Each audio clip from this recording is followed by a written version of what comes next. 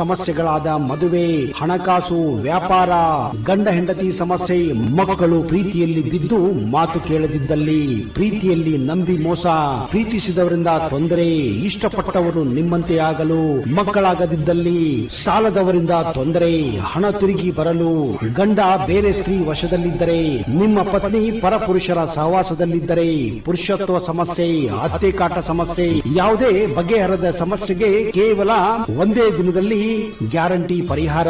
ಸ್ತ್ರೀಯರಿಗೆ ವಿಶೇಷ ಪರಿಹಾರ.